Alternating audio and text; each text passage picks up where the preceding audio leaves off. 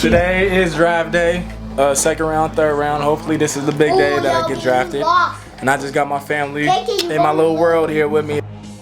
Franklin's Playbook is about a man that goes through circumstances and doesn't let them define him, but he defines himself through the circumstances that he goes through.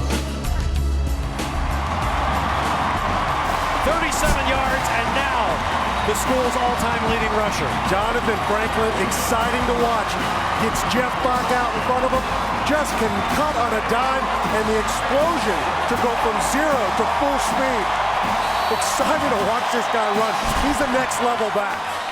To be in this neighborhood, we have a lot of great players that come in here. I mean, there's been so many big-time players. You know, you have Keyshawn Johnson, Dennis Northcutt, Antonio Chapman, Stephon Johnson, Jeremiah Johnson, David Geddes, you know, Raheem Moore, and the list continues. You know, and these guys have all played years in the league, you know, and done great things. You know, I grew up in South Central LA, and a lot of guys I grew up with, you know, a lot of them been shot or went to jail or dropped out, you know, or just got caught up into drugs.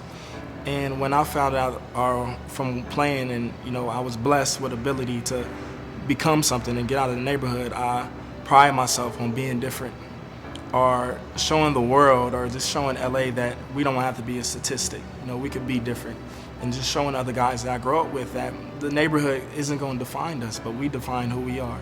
So I always pride myself on being different and just bringing people along the way to stand out and be all they could be. So it's a blessing to just be on a bigger platform, being able to go to the NFL so I could touch certain kids in the neighborhood and show them that I was there.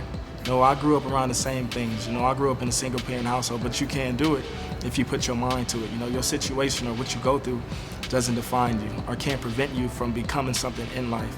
So, you know, it's such a blessing to be where I am. I always tell people my path or my career is bigger than me. You know, it's for my city, it's for my community, it's for all young kids, to show them they can become something, and they will if they believe in themselves. You know, I started playing football in 1999. I was about 10 years old, and I knew it was going to be something special. When I first started playing, my grandfather had passed away. You know, he was 62 years old. And then one day we were going to practice, and they were just throwing out our practice jerseys, and they threw up a jersey, and it was a jersey number 62 that landed in my hands, and from that moment I knew this was going to be something special. You know, and it was crazy. You know, the day after he passed away, and I had a dream, and he said, I'm gonna be here. And then I got that jersey the same day, and I was like, okay, this means something. So ever since then, man, I fell in love with it, you know, and from practice and working hard and playing games, you know, and I knew, you know, from my grandfather, you know, he was gonna be there watching me and carrying me on to where I am right now. I raised Johnathan the way my dad raised us, and actually he got a little bit more rope than we did. But the strictness, Johnathan, I wasn't a spare the rod type of mom. I mean, sorry, but John had his little time of being punished, not perfect. I mean, he's a kid, you know. He did boy things. I don't see myself as doing anything different. I think what I did, that's what all parents should do.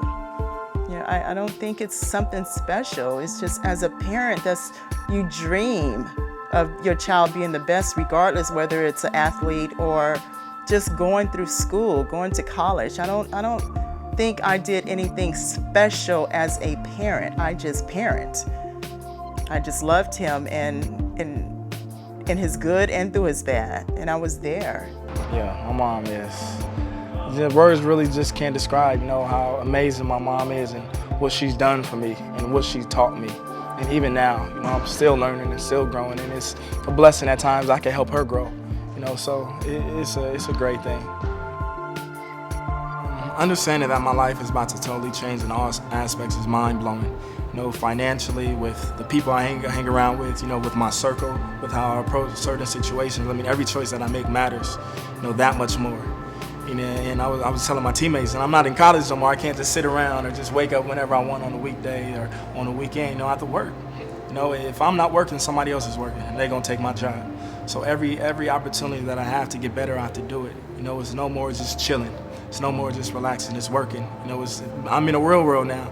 If I don't provide for myself or do something, then it's gonna eat me up, and I'm not gonna be nothing. So I'm just working as hard as I can be, and just getting better and not being satisfied. You know, I can't be satisfied anymore. You know, I can't just relax. I can't put my foot on the brake. I got to keep going no matter what.